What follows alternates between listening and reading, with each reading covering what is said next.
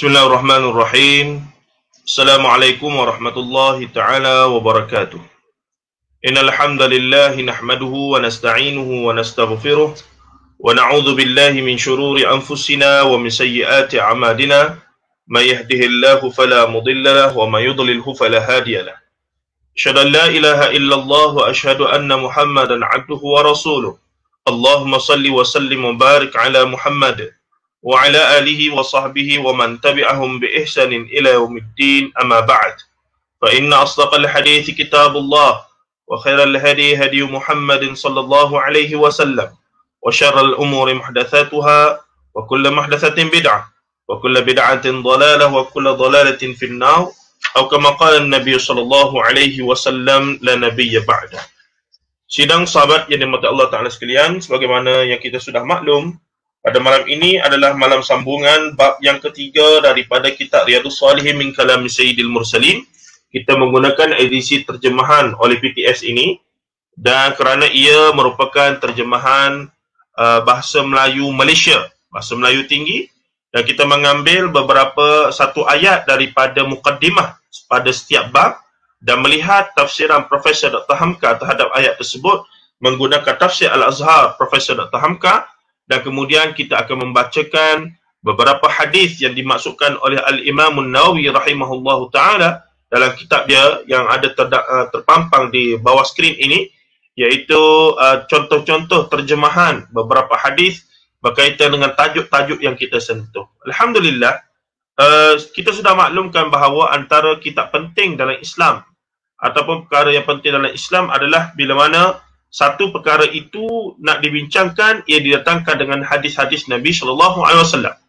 Namun Al-Imam An-Nawawi juga memahami bahawa selain daripada hadis, yang lebih penting adalah Al-Quran itu sendiri. Maka pada setiap bab, bila mana dia menyusun kitab Riyadhus Shalihin min Kalam Sayyidil Mursalin, maka dia datangkan terlebih dahulu ayat-ayat Al-Quran bagi membuktikan bahawa perkara tersebut ada dibincangkan dalam Al-Quran terlebih dahulu, didatangkan hadis-hadis untuk menjelaskan, untuk menunjukkan cara praktikalnya terhadap kita ataupun menggunakan hadis-hadis Nabi SAW.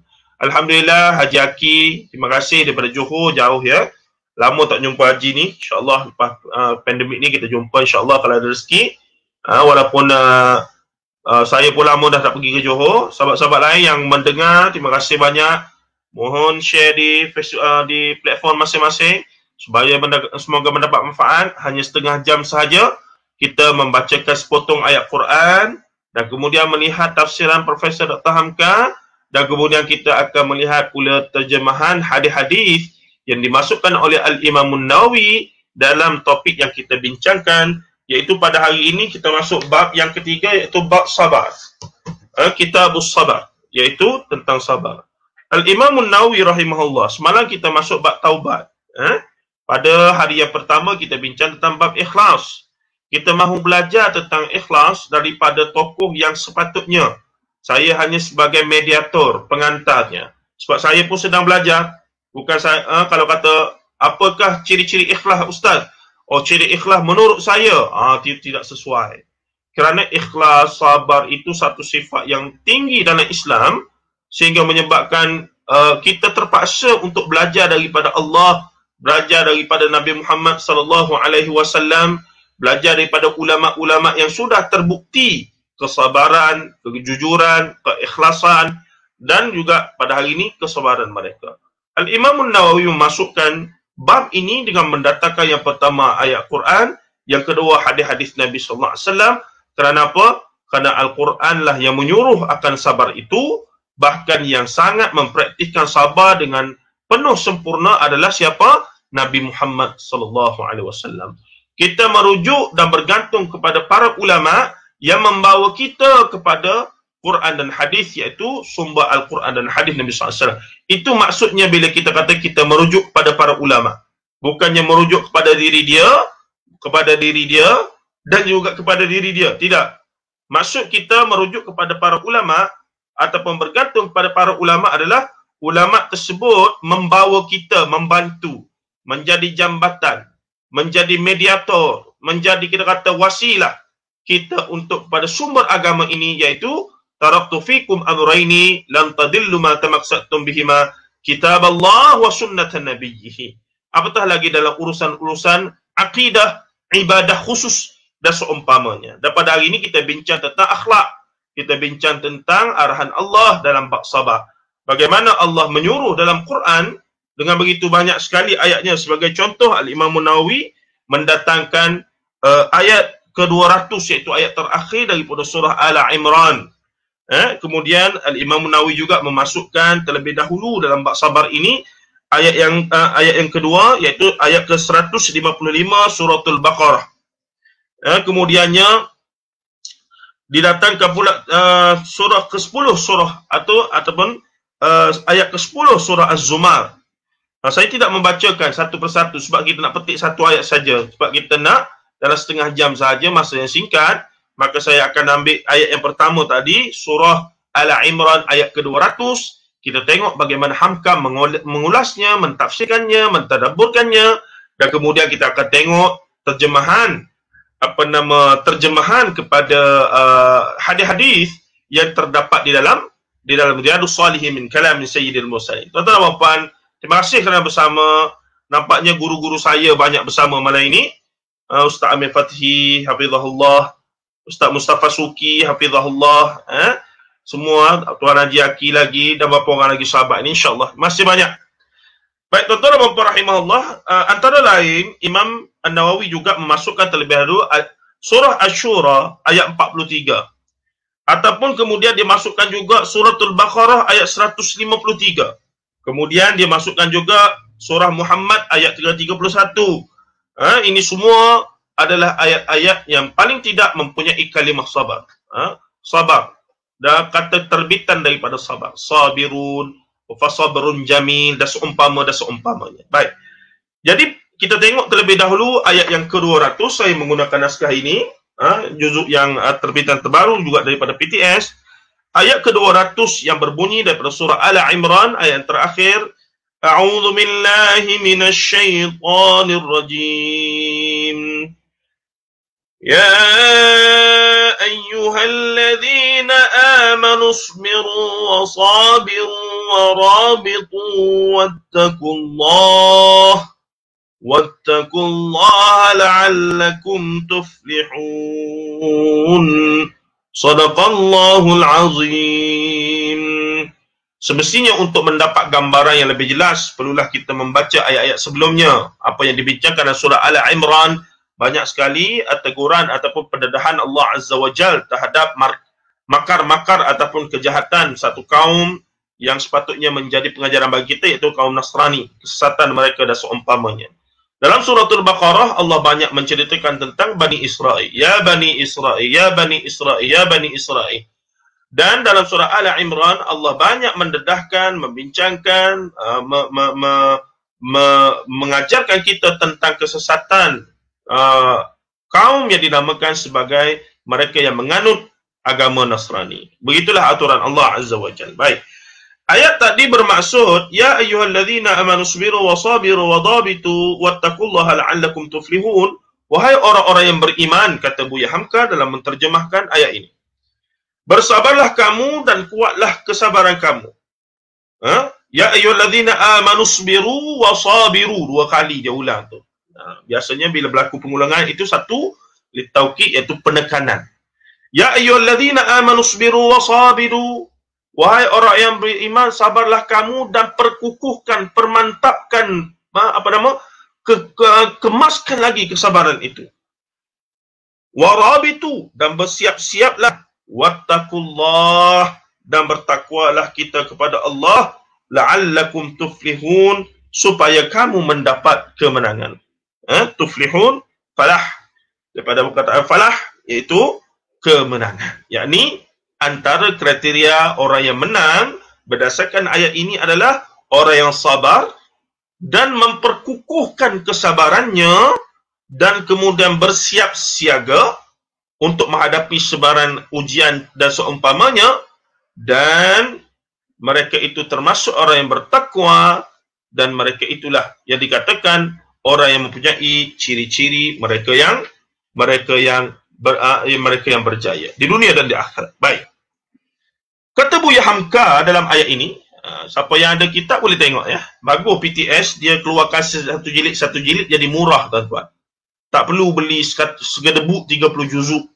Yang mahal sampai RM1,000, 800. Boleh beli satu juzuk RM20, RM20, RM25 begitu lebih kurang. Itu pun tak masuk diskaun lagi dah seumpamanya. Nah. Baik, cuba kita tengok kata Buya Hamka. Kata Buya Hamka rahimahullahu ta'ala. Telah kamu lihat dan ketahui bahawa perjuanganmu suci adanya. Menegakkan iman kepada Allah bukanlah mudah rupanya. Bertambah suci tujuan, bertambah banyaklah kesulitan yang dihadapi. Dalam konteks dakwah, dan ini of course lah Allah bagi tahu kepada Nabi Muhammad sallallahu alaihi wasallam sebagai orang yang pertama menerima wahyu ataupun kalam ini. Maka musuh ada dari luar, iaitu kaum kafir yang selalu menentang daripada luar. Akan tetapi ada juga musuh yang lebih berbahaya daripada itu, iaitu lawan yang mengaku dirinya jadi kawan, iaitu musuh dalam selimut, gunting dalam lipatan, dan juga api dalam sekam, dan pelbagai lagi perumpamaan ataupun peribahasa Melayu menggambarkannya. Begitu hebat sekali tuan-tuan, bahasa Melayu boleh menjelaskan kadang-kadang perkara yang begitu seni dengan begitu sekali halus dan tepat itu. Baik, katanya lagi apa dia? Iaitu kaum munafik. Dan majoriti kaum munafik pada awal zaman Islam, zaman Rasulullah lagi adalah daripada kaum Yahudi. Yang mereka itu mengaku masuk Islam untuk menjaga kepentingan bisnes mereka, kepentingan pengaruh dalam masyarakat dan seumpamanya. Ya. Dan perkara itu berterusan sampailah ke hari ini. Kebanyakan orientalis juga yang mengkaji Islam atas nama akademik adapun ilmu kononnya, bila diteliti mereka punya susu galuh latar belakang, ternyata majoriti daripada mereka adalah daripada kalangan keturunan Yahudi. Keturunan Yahudi. Ini satu benda yang tidak mampu dinafikan oleh siapa-siapa.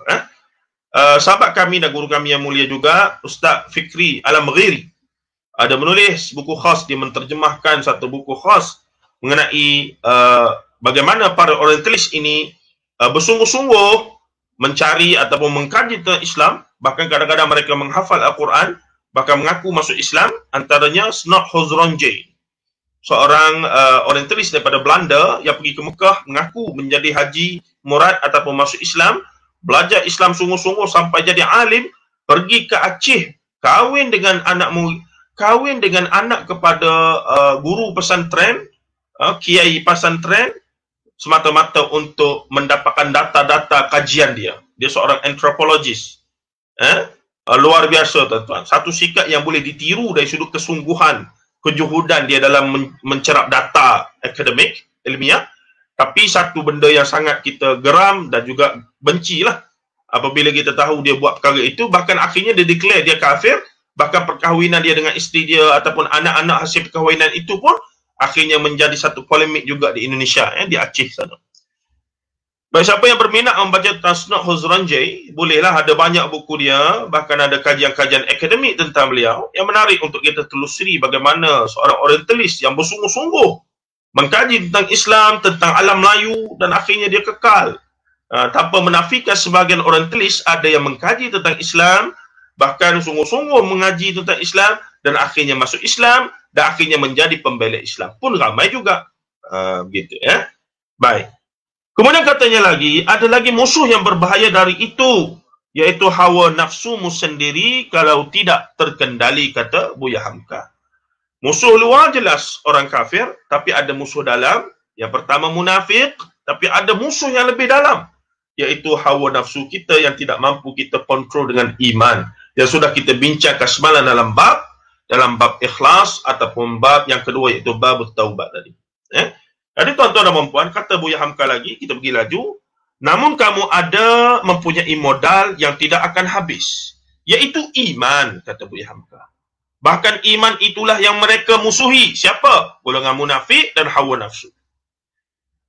Supaya imanmu terpelihara dan citamu berhasil, cita-cita yakni, iaitu kalimah Allah tertegak tinggi dan kalimah kafir runtuh ke bawah.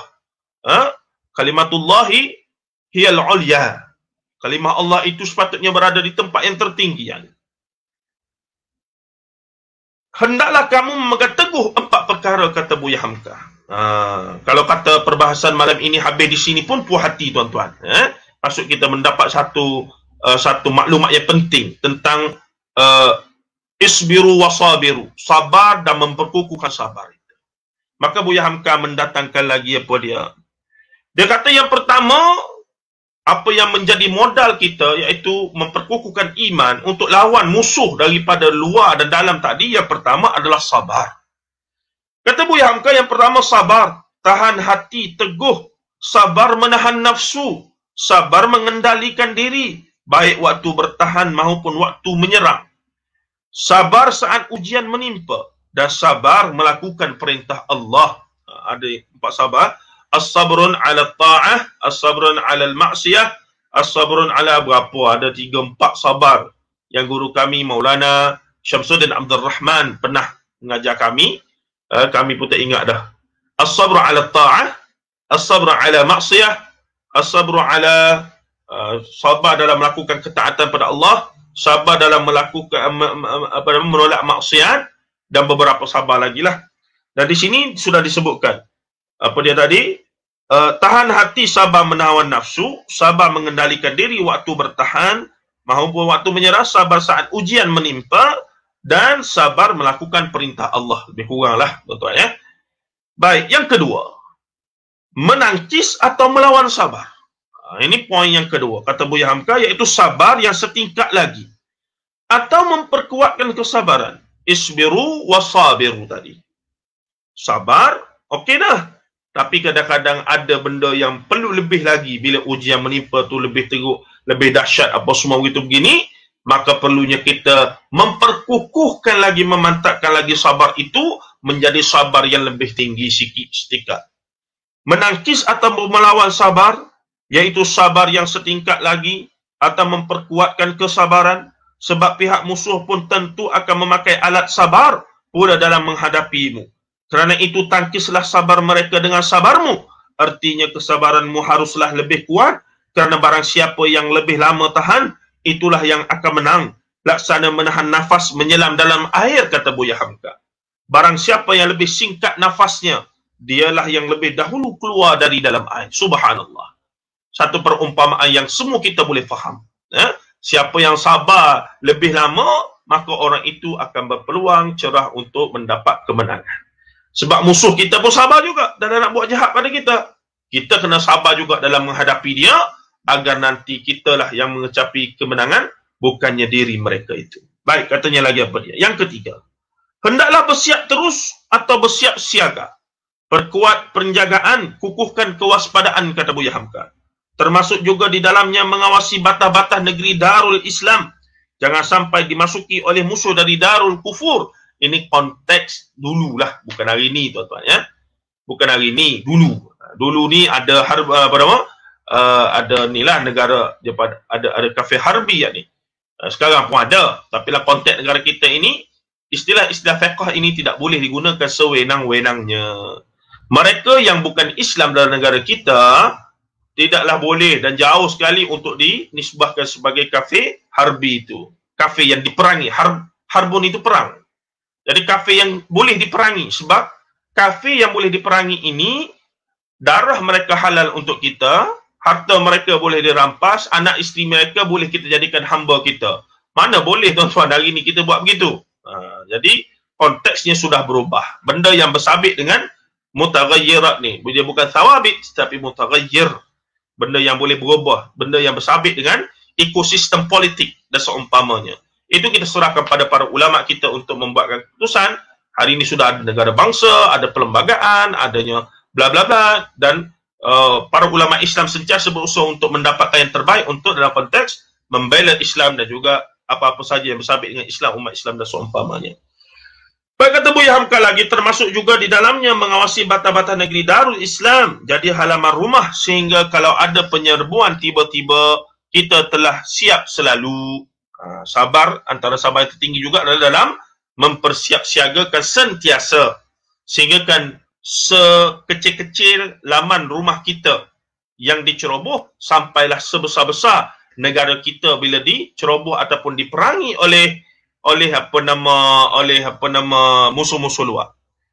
Baik, katanya lagi apa dia? Seumpama menyediakan tentera yang berkenderaan kereta, hendaklah tangki minyak selalu penuh dengan kunci kereta, jangan lepas dari tangan. Selalu diperiksa kekurangannya, sehingga kalau misalnya terpaksa berangkat tengah malam dalam sesaat saja, sudah siap. Yang keempat, akhir sekali, hendaklah bertakwa kepada Allah. Di sinilah terletak kunci sebenarnya daripada yang tiga sebelumnya. Kerana barang siapa yang tidak lupa akan Allah, dengan kehendak Allah, tidaklah dia lupa akan dirinya. Keempat, inilah syarat mutlak supaya kamu mendapat kemenangan. Itu syarat kemenangan berdasarkan ayat yang terakhir dalam surah Al-Imran yang bermula daripada isbiru wasabiru. Sabar dan perkukuhkan sabar lagi. Baik.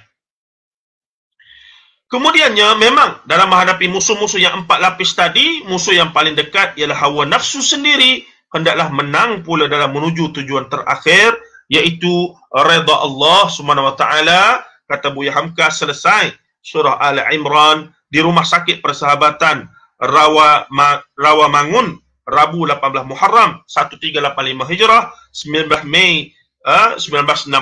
Di sini ada signature Hamka, di mana Hamka sebut dia habis menafsirkan surah ini pada masa bila, ya, di situ ada. Tapi siapa yang beli akan ada tafsir Al-Azhar, boleh tengok. Ini luar biasa. Ini rakaman sejarah daripada tokoh tafsir ulama ensiklopedik mausu'i kita. Baik, ayolah kita melihat beberapa dalam masa berbaki, 2-3 minit lagi. Ada di sini juga sahabat saya ataupun kanda saya, Brother Akhbar Azmi, dia kata bla bla bla gapo tu Ustaz.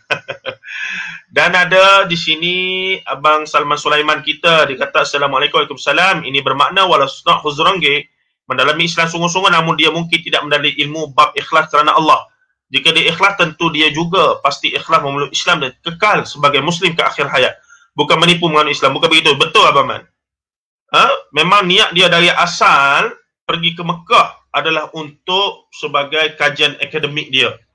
Bahkan dia dibayar gaji yang mahal lah oleh pemerintah Belanda ketika itu, menjadi sarjana, dan ketika itu perkembangan ilmu dalam bidang sosiologi antropologi begitu-begitu sekali hebat.